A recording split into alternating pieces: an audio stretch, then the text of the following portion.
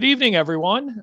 Thank you for joining our Hebrew Public New York City Family Town Hall prior to the start of the 21-22 school year. We're going to get underway in just a minute or two. We know that a number of folks are probably just logging on even as we speak. I see that we already have well over 50 attendees. We've really actually close to 60 now and the number rising. So let's just sit tight for another minute or so we have an opportunity for more people to join. And then we'll get underway with our program. Thanks very much again for being with us here tonight.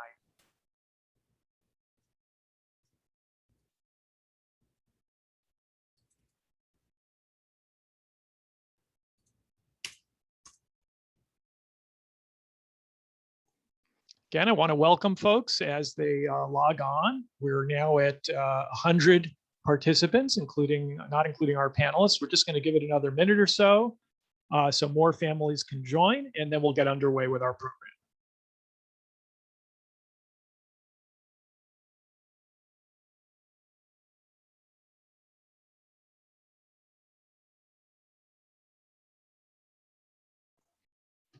Okay, so welcome everyone.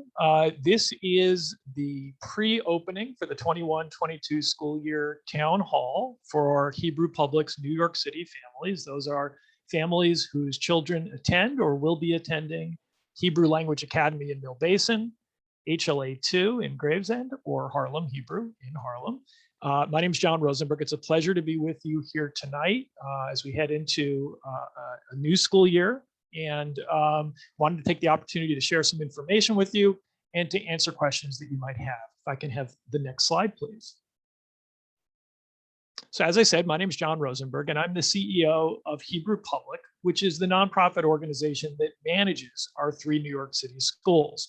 With me tonight are Emily Fernandez, our Chief Schools Officer, and Jonathan Worley, our Chief Operating Officer. If I can have the next slide, please.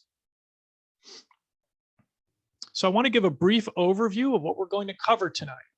First, particularly for those of you who are new to our community, and welcome to you, we're going to give a brief recap of our organizations and our schools' response to COVID, beginning in March 2020 through the last 2020-21 school year. So you have a sense of the actions we've taken and the values that have informed the way we've approached managing schools, supporting families, children, and our colleagues during this very difficult time. Second, we're going to share some of the details of our health and safety plan for the coming school year, as well as share some of the program model and daily aspects of the school year. And then finally, we'll reserve some time at the end for questions and answers. We'll wrap at 7:30.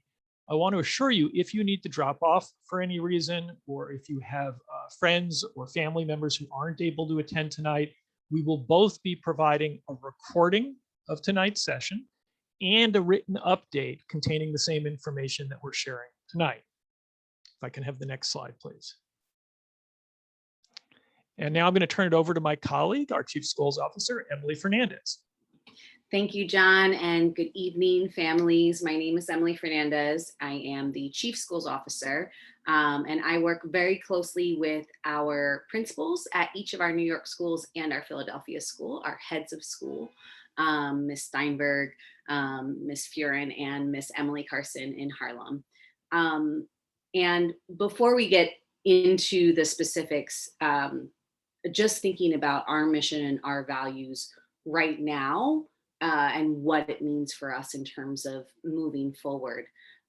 We started teacher training this week, and we had all of our new teachers who are joining come in Monday and Tuesday, and we had all of our returning teachers come back on Wednesday.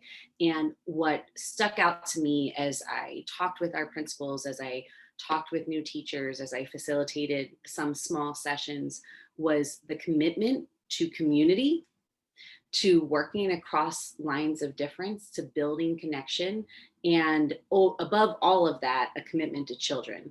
And of course, you would hope that is always true for educators since they are in the business of schools and children, but it felt particularly powerful to me as I talked to each head of school at the end of the day, and they told me about how things were going. So we're going to give you some specifics. We're going to give you the health and safety, the program aspect, But I want to assure you and just share a little bit of the joy that we felt with our teachers these past 3 days, and their commitment to this mission and to creating beautiful schools, safe schools for your children, where Hebrew is central and learning is central and the arts are part of everything. So we're going to go on to the next slide, but I just want to give you a quick kind of update on what we've been doing this summer before we reflect back on last year.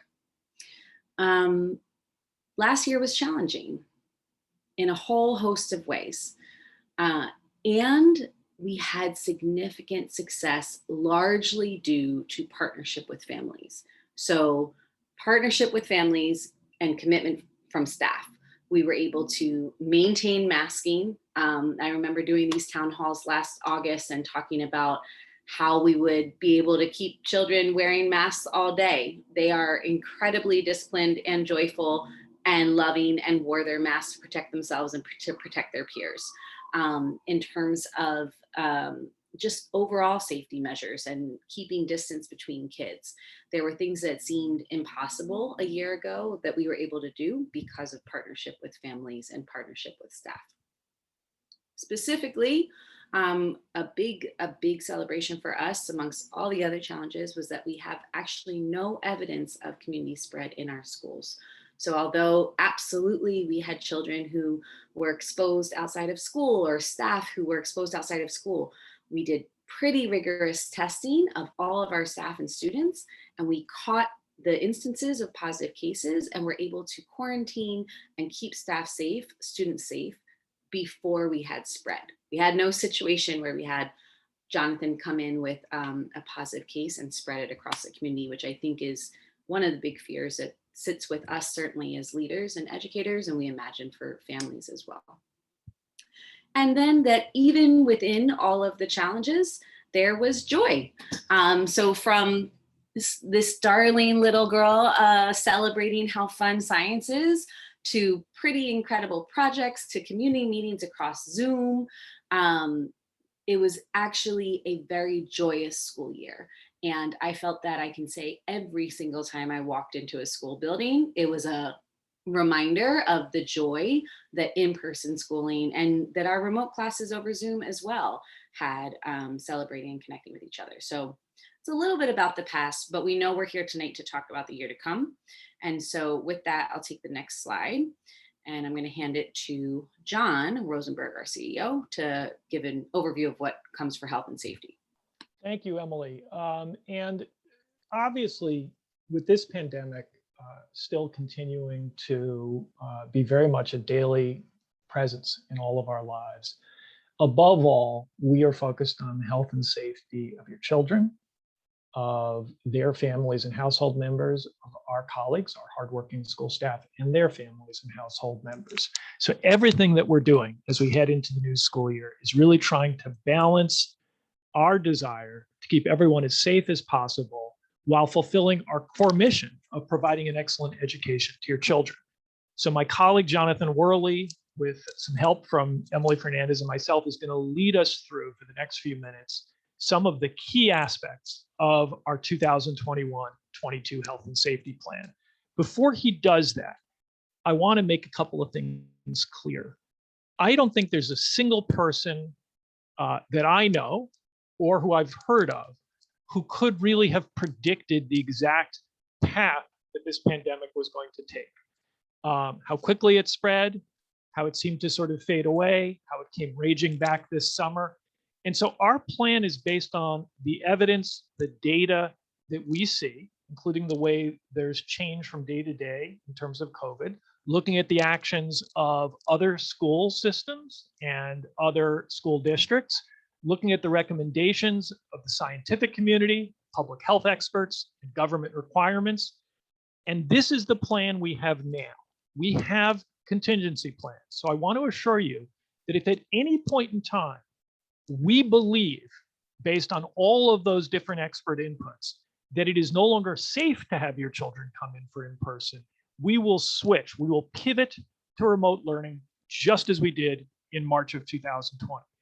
It is my deepest hope that we don't need to do that. I don't think we will need to do it. But if we've learned anything with COVID, in the last 18 months, it's that you really can't predict what's going to happen.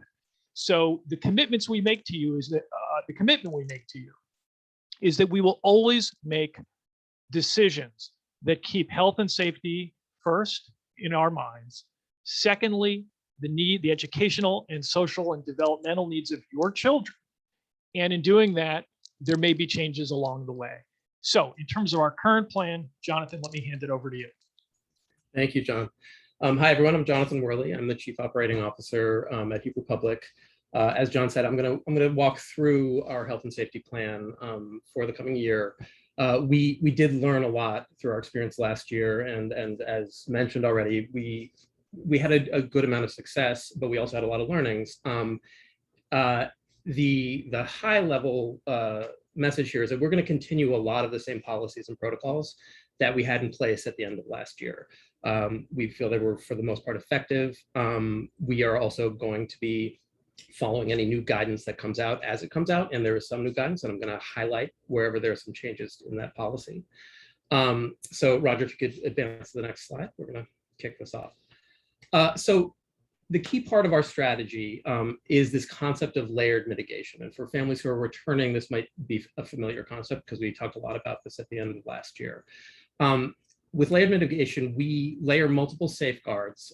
So if one is imperfect, and nothing is perfect here, so in the event that one is imperfect, there are multiple other mitigation efforts in place to fill the gaps. Some of you may remember we had an image of Swiss cheese, where a piece of Swiss cheese trying to block, in this case, we're talking about the vaccine, I mean, the virus coming through, there are holes in any piece of Swiss cheese. And if that Swiss cheese represents one of our layers of mitigation, we put another one on top of that.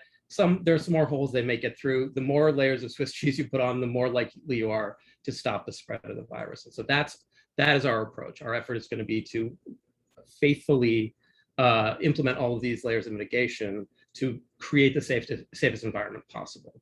So I'm going to cover a number of the strategies that are parts of each of these layers of mitigation.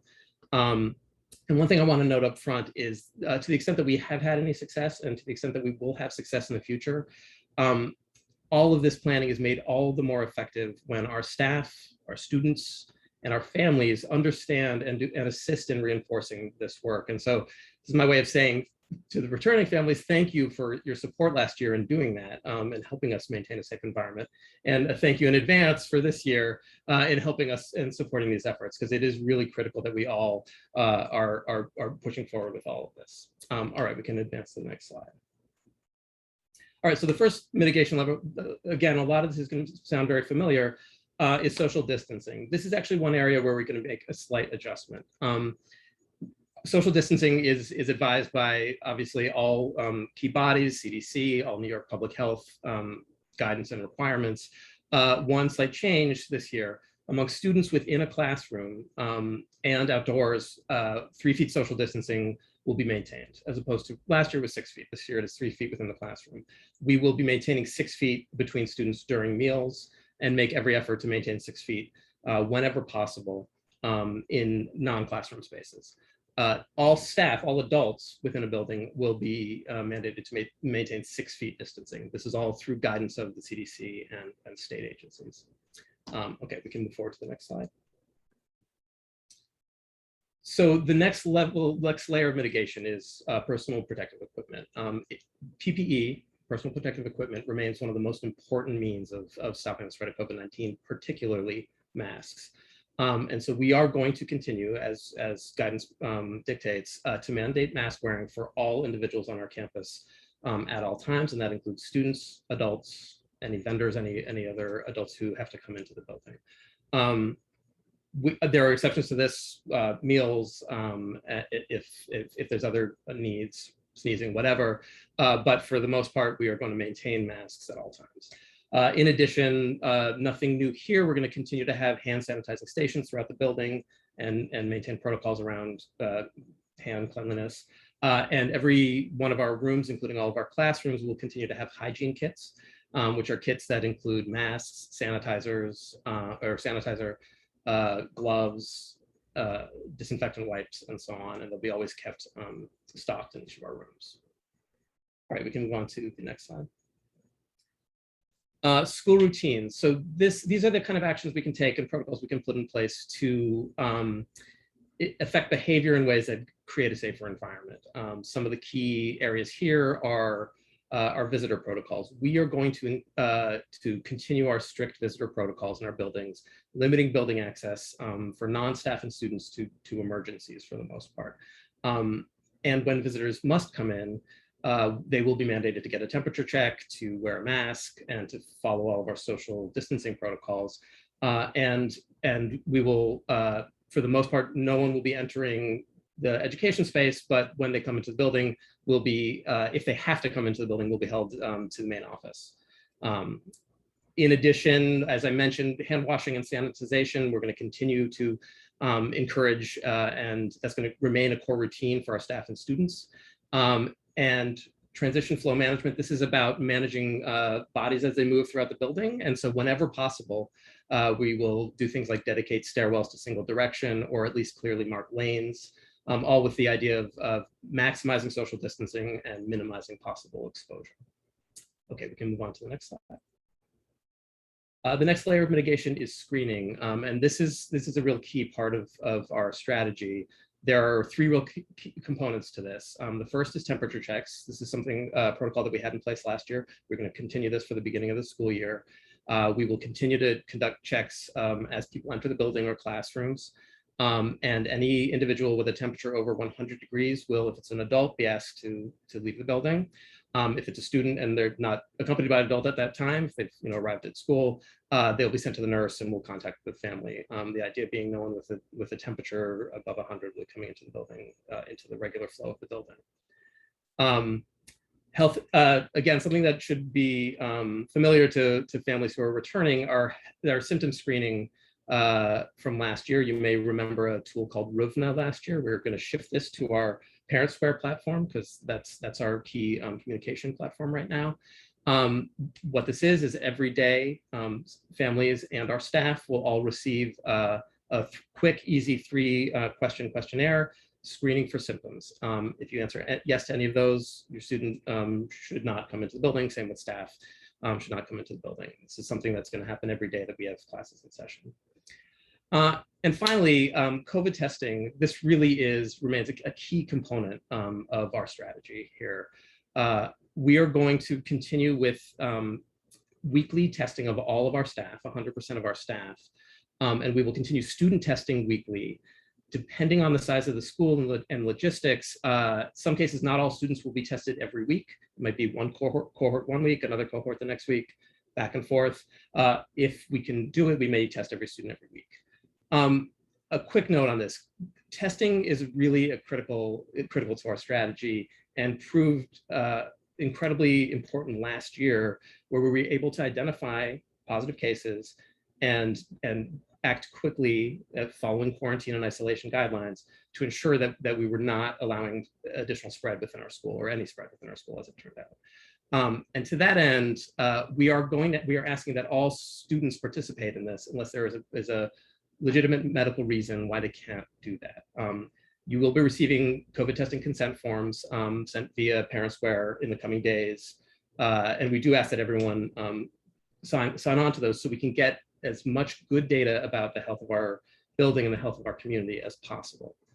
There will be some information about how the testing works. It is a shallow nasal swab. It's non-invasive, and we have well-trained staff who are doing this.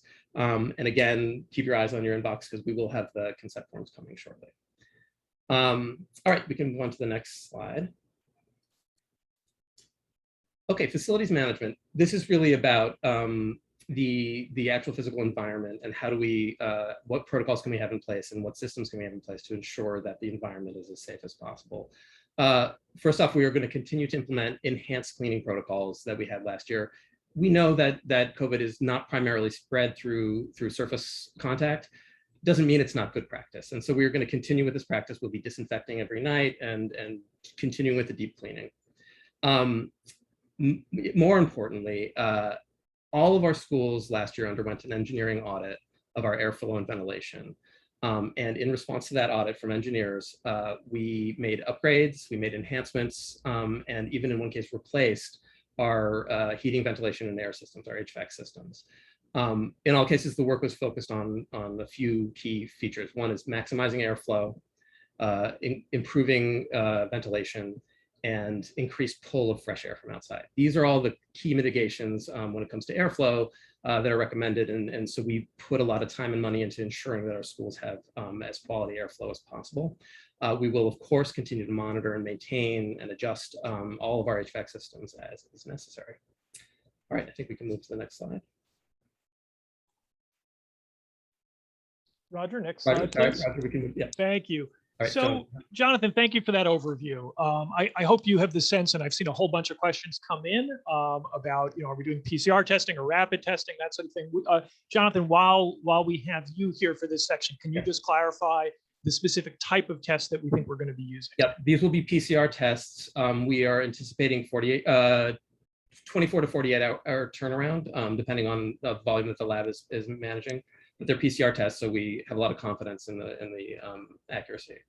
And Jonathan, one additional question, and I know I'm deviating from our format a little bit, but while we're on this section, we're going to be doing weekly testing. Will all children be tested every week, or only some? That's going to depend, and we'll learn about it as we implement it. That will depend on the size of the school, the actual number of students that there are in the school, and just the logistics of getting it done. As I said, the data is really important to us. It is really good for us to know, if someone in our school has a positive case, so we can protect the rest of the community and protect that individual to let them know how to, that they need to quarantine. So we want to get as many staff and students as possible tested on a weekly basis. Logistically, it may not be possible everywhere, in which case we will make sure that we are logically shifting back and forth between cohorts of students, so everyone will get it as frequently as possible. Thank you, Jonathan, for that clarification. And I've seen as we monitor the chat here, a lot of parent concerns. Some folks I know are going to be eager to have their children tested and eager to have everyone tested if possible. And some folks will have some concerns about having their child tested. Let me be clear about this. Unlike last year, where we made a clear distinction around who was in hybrid, who was in remote learning, and that we really needed people to consent to testing if they were going to stay in the hybrid program. Here, we're bringing everybody back, virtually everybody, other than a very small number of children where there are significant medical issues that really require a given child to be educated remotely. We are not going to be punishing anyone if the family decides not to consent to COVID testing. We strongly encourage you to provide that consent. It is a recommended public health measure to understand how the virus is progressing in a given community and who has it. But we understand for some of you may not want to provide that consent. We'll be asking you for it. We may ask you more than once for it, but we also believe in being straight shooters here about information. If you don't consent, we will be disappointed, but there will be no consequences for your child. Your child will still be able to come to school every day. We'll test as many people as we can, as Jonathan said, noting logistics and not wanting to interrupt the program any more than necessary. Let's turn to vaccination next. So we recently put in place a staff vaccine mandate as an increasing number of school districts, including other charter schools in New York, increasing number of companies, the US military is moving in this direction. Our boards and our senior staff felt that this was a critically important measure to help ensure safety for children, their families, and staff. So that vaccine mandate goes into effect in early September in terms of when our staff need to have their first dose if they're getting a 2-dose vaccine. And by mid-October, all staff members will be required to have their second dose if, again, it's a 2-dose vaccine. Some of the vaccines are single dose. That information is being collected from staff members over the next couple of weeks. We currently are at about 90% vaccination among our staff. And again, through this measure, we'll get close to 100%. I say close to 100% because there are a small number of staff members for whom it is not medically advised for them to get vaccinated, but they are a very small number of our total staff. And while there are a wide range of opinions about vaccination, we believe at Hebrew Public in science, in scientific consensus, in the recommendations of the Federal Centers for Disease Control, the American Hospitals Association, the American Medical Association, the American Nurses Association, and virtually every other major medical and scientific organization in the country, that vaccination is the key to ending this horrible pandemic.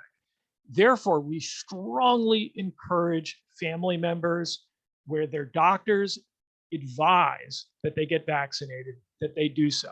We strongly recommend that children ages 12 and up, where their doctors recommend vaccination, that they do so. We will not, I repeat, we will not be requiring vaccination for children or vaccination for their family members. The only time in which that might happen is if that requirement is put in place not by us, but by the New York City Department of Health, the New York State Department of Health, or another government entity. In other words, if vaccines become mandated at some point for children or other members of the community, it will be because another entity made that decision and we don't have a choice but to enforce it. Let's move on to our next slide, please. Emily, why don't you share a little bit about busing? Thank you. And I'm going to step in to share about busing because although I'm going to talk about what health and safety looks like on busing, I think that we all know, if you have been in a public school, public charter school, and used or had your children use busing through the Office of Transportation, that it can be challenging and it can be a really helpful benefit. So we are going to continue to partner with the New York City Office of Transportation, OPT, to provide busing for eligible students in grades kindergarten through 6.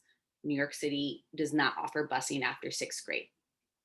We do not run this bus organization. This is all run through the Office of Transportation. And they have determined, and we unfortunately do not have any influence in this, they have determined that they will operate their buses at full capacity.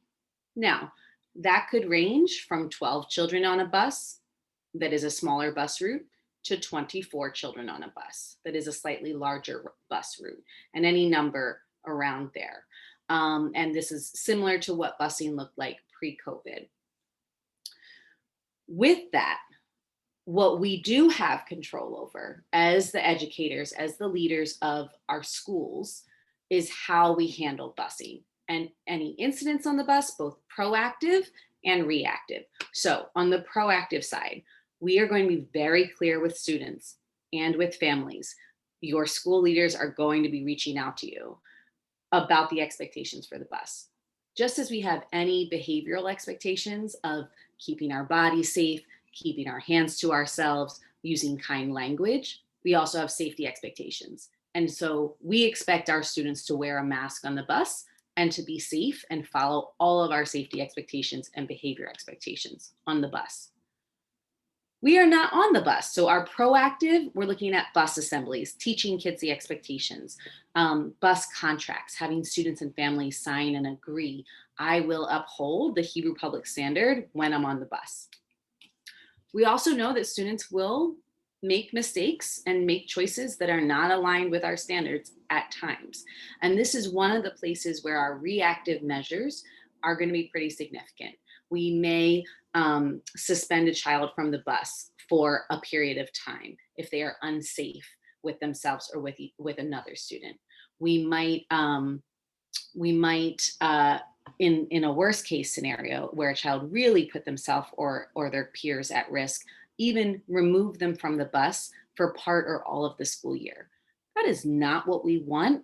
However, we want to be very clear with families and students that the buses are a place that must be safe, and there are very strict expectations on there. It is a moving vehicle full of children, and so we have some pretty high standards there. The one other thing I'll point is that every year We do a good amount of recruitment and try to be creative about hiring for bus monitors. We ask our staff, some of our junior staff as well, would you be willing to ride the bus, to and from school in the morning for an additional compensation? We put out flyers in a whole host of places.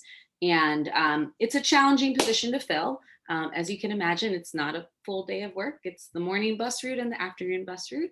But we are still trying to be creative, and we are recruiting as hard as possible. I do not want to make any commitments that we will have a whole host of bus monitors. We are working as hard as possible there, but this is the reality of the busing option. And we never want to take that option away from families. That is an option that is available to all New York City families. So we want to make sure that you have access to it.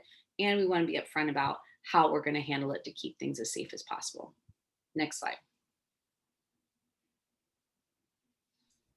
The one thing I'll note, I just saw a quick note of for school trips, if there are any school trips, we do use busing and we have our staff on there. So anytime we do a field trip during the day, our staff are with our students on the bus. Okay, Jonathan, in the unfortunate case of an exposure. Yeah, so a question that comes up a lot, and I've seen a couple questions come through tonight about what happens if we have a positive case within our schools. And we might discover this through our testing, which happened a number of times last year across our schools. We might discover it from a family or a staff member indicating it from their own testing outside of the school. First and foremost, we follow guidance and guidelines that all the applicable governing bodies set forward. State CDC, State Department of Health, and the New York City Department of Health and Mental Hygiene. And we also work very closely with the Department of Health and Mental Hygiene in the city in the event of a positive case. In fact, we are mandated to report a case to them. And so one of our first actions is to notify them, and we work with them in terms of guidance on what our response is. That said, we know, and from experience and from following all guidance as it's updated, we know our first few actions and what we need to do, and we will respond quickly and rapidly and effectively to make sure that we are putting into place the most important mitigations here. So number one, if we find that there is a positive case, one of the first things we know that is going to happen is if this is a staff member or a student from a homeroom or an advisory classroom, that classroom will be considered to have had close contact. And that classroom will be shifted to remote instruction for the most part. And as per guidance, they'll be under quarantine. Quarantine has a minimum of 10 days. In addition, because it is possible that any individual student or staff member could have had close contact with someone who is not in that advisory or homeroom, we are going to conduct, as we always have, contact tracing. The DOHMH does this as well, but we are quicker and as effective as them. So we do this right away to identify if anyone else in the building has also had close contact. And just really quickly, when I talk about close contact or exposure, we follow the federal and state definitions of that. Those are currently, if someone is within 6 feet of an individual who has tested positive for COVID, with or without a mask, for 15 minutes or more cumulative, meaning they could have had 10 minutes of exposure and then left, and that does not necessarily considered exposure. They could have had 10 minutes left, come back for another 6 minutes, that is considered exposure. In all cases, we are going to follow state guidelines around quarantine. For the most part, if there's an exposure, quarantine looks like a 10-day period. There are some exceptions to this, and one notable exception has to do with the differences for vaccinated and unvaccinated individuals. Currently, guidance is that unvaccinated individuals do have to follow all quarantine protocols, including the 10-day of quarantine if they've been exposed. Vaccinated individuals do not, but we will be mandating testing 3 to 5 days from exposure for those individuals. That's the current guidance. That is what we are following to start the school year. Things could evolve, could change. We know that there's a lot happening right now, and we will nimbly adjust to those, but that is our current, that's how we are anticipating launching the school year. Another just key point here is that I said that we move quickly. One of our most important parts of moving quickly and responding is communication. And I said we will communicate with the DOH immediately. Of course, we will be communicating with our families just as quickly. That is, if we find a positive test, both our testing agent is mandated to let the individual know, but we will also reach out to the family to let them know what the next steps are and provide supports. We will also reach out immediately to, as we discover exposed individuals in the classrooms, to identify what's to happen next and to let them know about what's happened. I'm going to hand it back over to Emily so she can talk a little bit about what that actually means from a classroom perspective. So there's two things that could happen if there is a positive case. If this is an individual child who, perhaps you find out that your cousin or friend tested positive, and you find out over the weekend, and you keep your child home on Monday and call the main office and say, Emily is not going to be able to come into school today. She was exposed to someone who tested positive. I'm keeping her home to quarantine. In that instance, she has not had contact with the school community. And so she will stay home. The individual child will stay home and her class will stay at school. Well, in the past, we've had a whole remote program of live Zoom classes that we would put Emily into for that 10-day quarantine. We don't have that program since we are largely really in person, 5 days a week, full school. So what we will be doing is simulcasted instruction. And you may have heard of this. Some people call it like zooming in, that kids would zoom into the classroom. Many schools and districts did this last year, even when they had larger groups of kids who were remote. We chose not to when we had close to a 50-50 or 60-40 split of kids who were in person or not. We chose to prioritize teachers to solely teach our kids who were at home, because we felt that was the highest possible quality we could do. With all of our teachers in the building and without remote classes, a single child who is on quarantine, we don't want them to fall behind. So they will zoom in to core content. They will zoom into core ELA, English content. They will zoom into core math content to make sure that they're on track with that, with Eureka, with number stories. And they will also have access to zooming into Hebrew instruction. The fourth piece will be morning meeting or advisory, those morning community circles with the classrooms. We're also going to have our students who are quarantined individually to zoom in there so that when they come back after 2 weeks, they are still connected to their class. They've heard about whoever's favorite pet and they've been involved in the discussions, and they can just come right back to class. If in an instance, the entire class has to quarantine, as Jonathan mentioned, if a child is in the school building, has contact with their class, and is tested positive, we would then quarantine the whole class to be safe. At that point, the whole class would switch remote, the teacher would switch remote, and everyone would be on Zoom together. And this would be much more similar to the remote option that we had last year, with a clickable schedule, with your Zoom link, and you're in the Zoom room with all the other students in their boxes and the teachers teaching remotely. So those are the two ways. The one is new for us, which is if it's an individual child, one child is quarantining, they will Zoom into the live classroom in the building. And then if a whole class, or we certainly don't hope this, but several classes, if we have to, if the entire class goes remote, everyone will be online together. Next slide, please. And so while we're talking about that, I want to talk a little bit about classroom setup and what furniture is going to look like.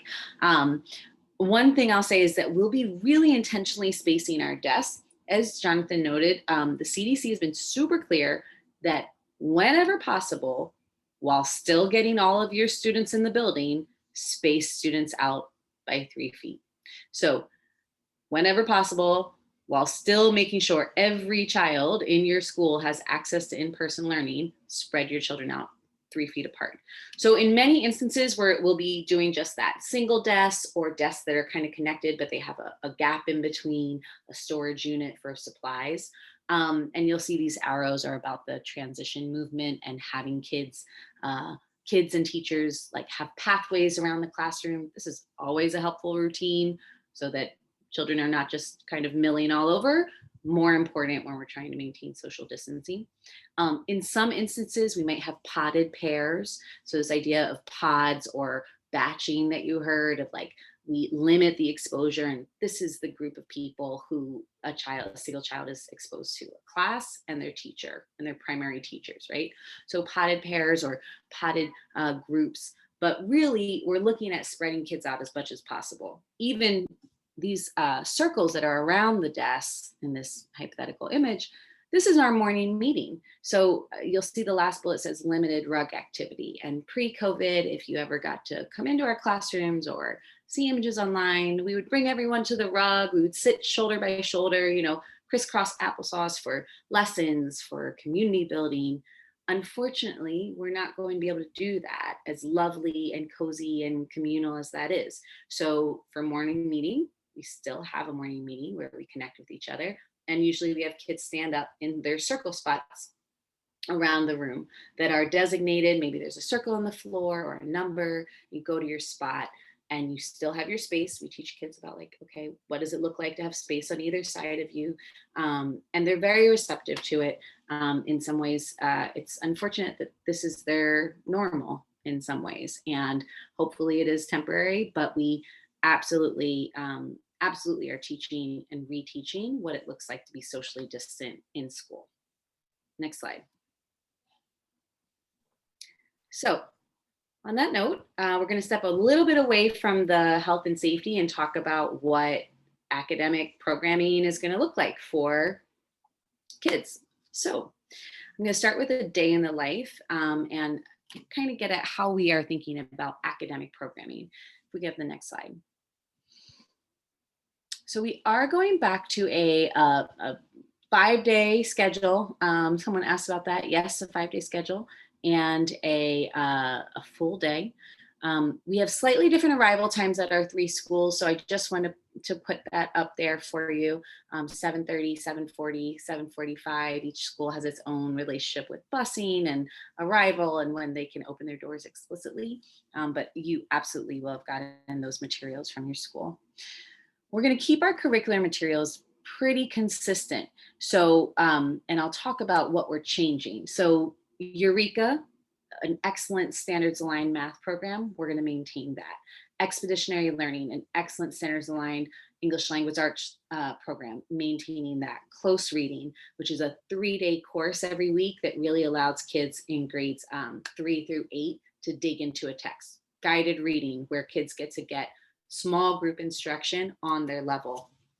All of these pieces, foundations, number stories where kids tackle like a big, massive word problem, that's going to stay consistent.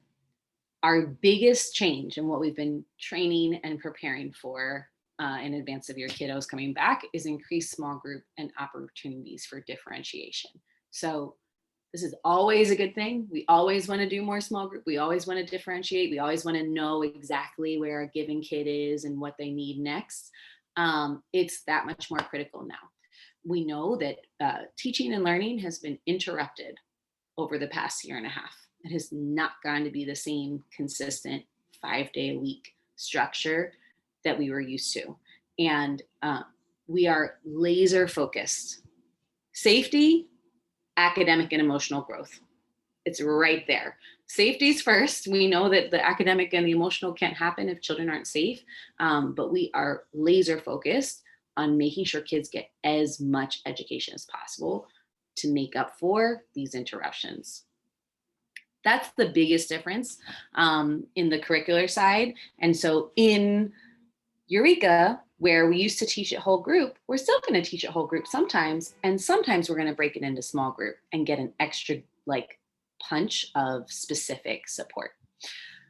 We also are going to absolutely maintain our dedication to providing special education and English language learner services to every single student who has a support plan along these lines, as well as social emotional counseling, both for students who are mandated for it through their individual education plan, their IEP, and also for students who are at risk and having some challenges in this time, which if you've been following are a lot of kids. So while that's not exactly in the like core everyone programmatic vision, I do want to name that. We're going to be providing small group special education services. We're going to be providing speech services. We're going to be providing occupational therapy, PT, all of the things that we've provided before. We're going to maintain that. Specials we'll be bringing back. So we had it before, but having it in person, PE, art, music, whatever your school specializes in, we'll have those kind of joyous things. Lunch will either be safely spaced in a communal area where kids are spaced out, or in the classroom with that same pod still spaced.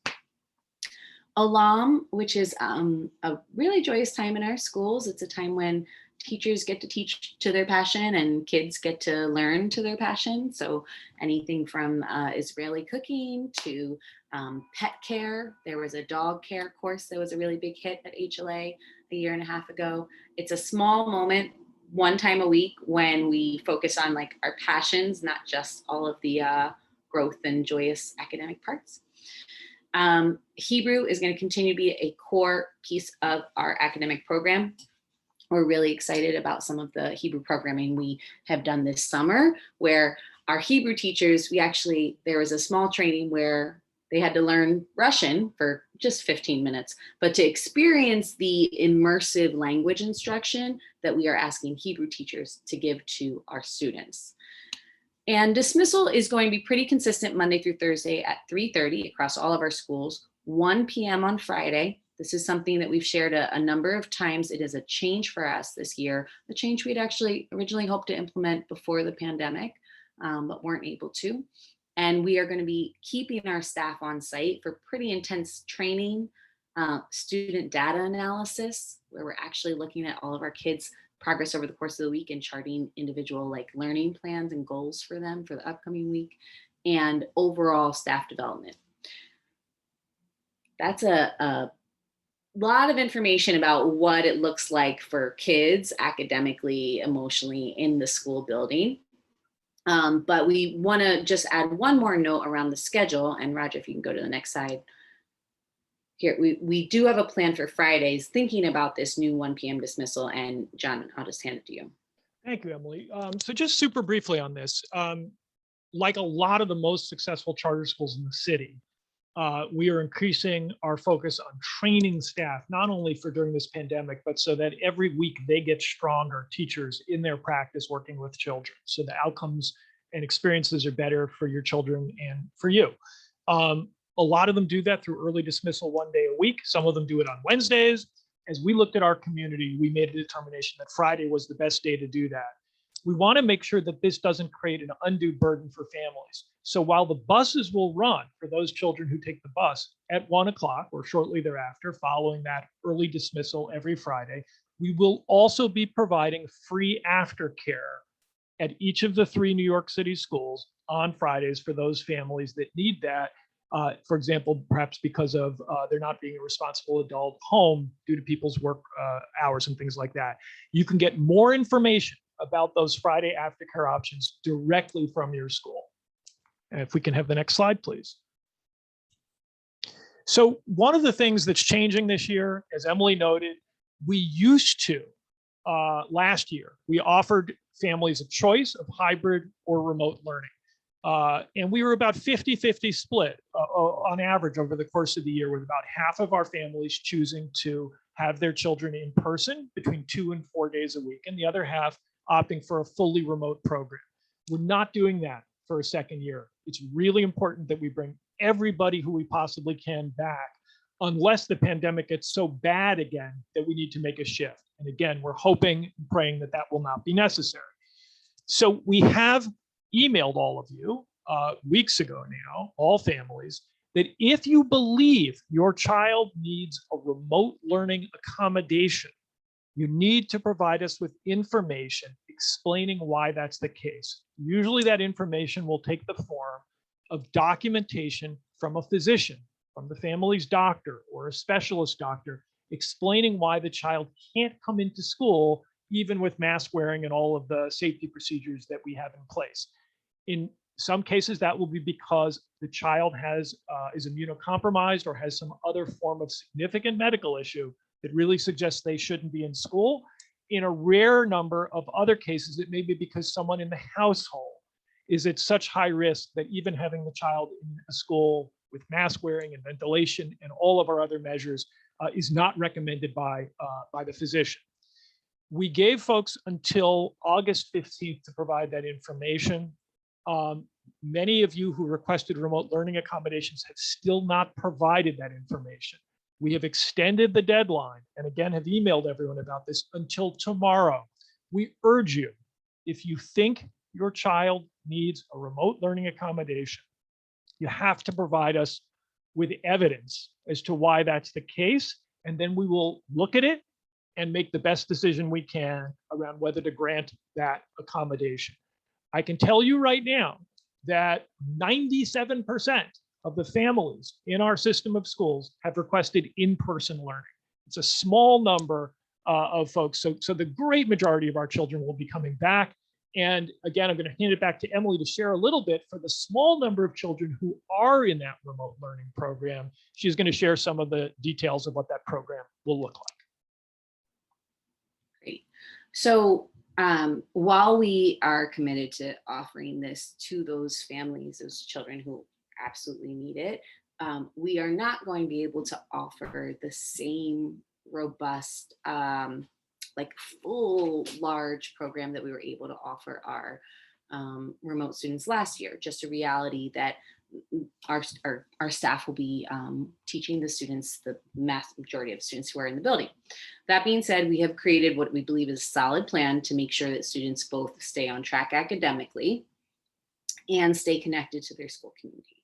So each day, a child who is eligible for this program through an exception would have a daily live touch point with their homeroom class. So if I'm a student at HLA2, I will still be assigned to a class at HLA2, and I will Zoom in to a morning meeting and see my classmates and see my teacher to start my day, to maintain that connection with the homeschool. Then I will move into a combination of some live Zoom instruction and some independent work with external partners. And so there's two partners we're going to be working with, which I'll talk about. One, we are working with Tutored by Teachers, which is a lovely partner organization that's actually staffed by educators, past and present, across the country, and who provided our summer tutoring this summer for any students who are eligible due to academic need.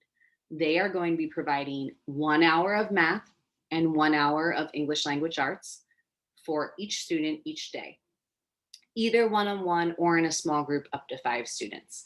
So that's 2 hours, one of math and one of ELA. What we're excited about there is that they are standards aligned, they're aligned with our in-person curriculum, and they're going to really be able to tailor it to the kids that they have. So although a child who is in this program won't get the full day of being in school all day, they'll get some really quality math and ELA. In addition, we are partnering with an external Hebrew provider who we've partnered with in previous situations, who is well recommended with all of our colleagues, both in Middlebury and some other places. And so we're excited to be able to offer Hebrew every day as well for our kids who are remote. That will be a shorter class, anywhere from 30 to 40 minutes. And this is under the guidance of our expert Hebrew teachers who have named that online language instruction really works best for a shorter amount of time. In addition to those live programs, we will have some independent work for students to do, but it will not be a full day of Zoom throughout the entire day. And I see a quick note. I'm just going to reiterate who the partners are. This is for ELA and math. It's Tutored by Teachers. That's the name of their company, TBT, Tutored by Teachers. And again, we contracted them for our summer academic at-risk tutoring, and it really was quite successful from families and students. We're wrapping that up actually right now. And then for Hebrew, we're going to unveil our remote teacher name in a week or two. We're actually just finishing up some processing with our external partner to get that locked in, but we're really excited about the candidate that we have. So we'll share that at that point. The last thing I'll note here for this very small group of students is that their grading, they will be graded over this time period, even though they won't have necessarily the same exact assignments or coursework, but their grading will be more of a holistic portfolio style grading. Just thinking about the differences in dosage that they're getting and structure, we felt that this was most appropriate to, one, keep an assessment of where students are in relation to the grade level standards, 2, communicate to families about that progress, and 3, give a tangible piece of feedback to kids and families with artifacts of student work. And so that's how we'll be assessing students each quarter. Next slide, please. So as we kind of wrap up the academic programmatic side of this, what we're most excited about is the first days of school of September 1st and 2nd. Of seeing children in the building, of celebrating with children and families outside, while unfortunately, as was noted earlier, we're not having any in-person events or having families come into the building, again, under the restrictions of social distancing and safety and all of that. We are going to be outside with you all celebrating this first day. We are excited. Our teachers actually have already, in most of our schools, been in the building, getting a sense of the floor plan, getting a sense of decoration planning, even on their second and third day of work. And we're hopeful for it. One thing you should know what those days will look like, in addition to some community building and creating hopes and dreams for the year and goals for the year that kids are going to get to do with themselves and with each other. They'll also participate in classroom rule setting. They'll also do some English and math and Hebrew on those first few days of school, and science and social studies. We do believe in bringing the academics in from the beginning, along with a good amount of community building. And although those are shorter days, so that first week is a 1 p.m. dismissal, that first week of school, and that's Wednesday, Thursday, Friday, September 1st, 2nd, and 3rd. We are having busing, so we contracted with private busing for those 3 days.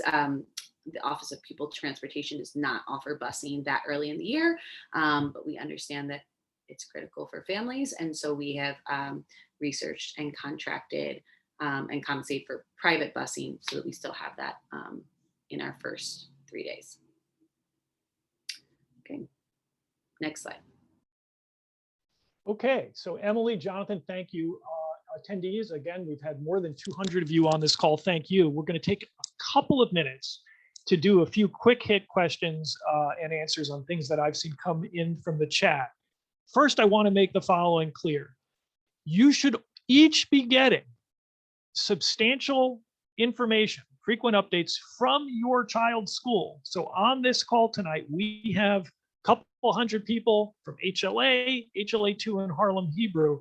And I'm seeing a lot of questions coming in on the chat that are specific to a given school, like what is my school's dress code? The dress codes vary from school to school, or what time is drop off at my child's school. You should be getting that kind of information from your child's school. If you're not getting any updates from your child's school, if you haven't gotten anything from them, please let us know as soon as possible. You can reach us, this is the network, at info@hebrewpublic.org. And I'm going to ask one of my colleagues here to drop that into everyone in the chat, info@hebrewpublic.org. And you can write to us if you have a question about something and for some reason you either haven't been able to get a hold of your child's school, or you haven't, maybe something went wrong with the email list. If you're not getting information from them, please let us know and we will make sure to connect the dots so that that's not a problem. We have a question, Emily, about what the science program is. Do you want to speak briefly to our science curriculum?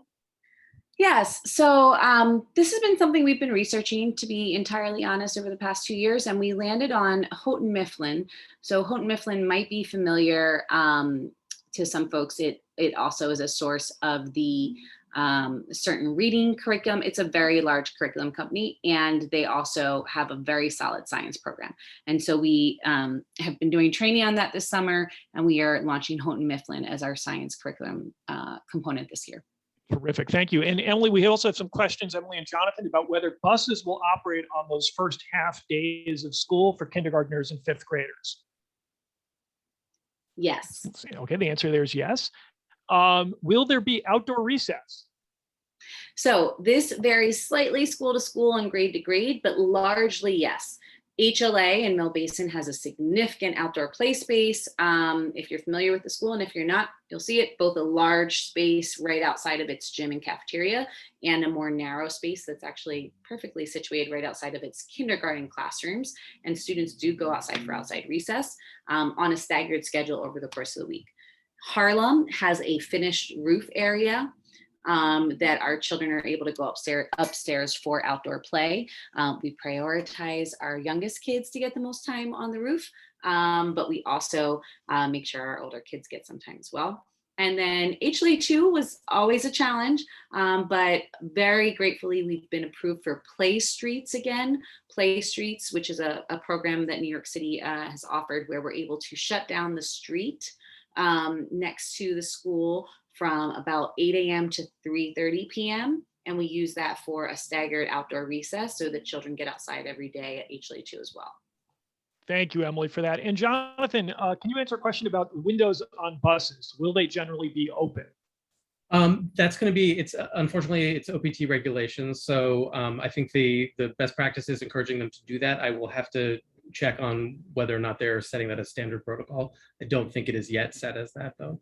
This is something that we're pushing along with our other peer organizations in the charter school community to ensure that bus drivers wear masks and that wherever possible, the bus windows are open to ensure better airflow. As Jonathan noted, most of the buses for most of the children in our schools are provided by the city's Office of Pupil Transportation, not by us. So we do have limited control, but we'll push them as hard as we can on those safety procedures. So folks, it's 7:32. We committed to wrapping this up at 7:30. We do have a number of other questions that we will be addressing in writing. A couple of quick things there about that. We will be making available translations. So if you're on this call and are struggling because English is not a language that you know well, and you prefer to get this communication in Russian, in Spanish, or any of the other languages that are present among families in our schools, we will make sure to get you a translated copy of it.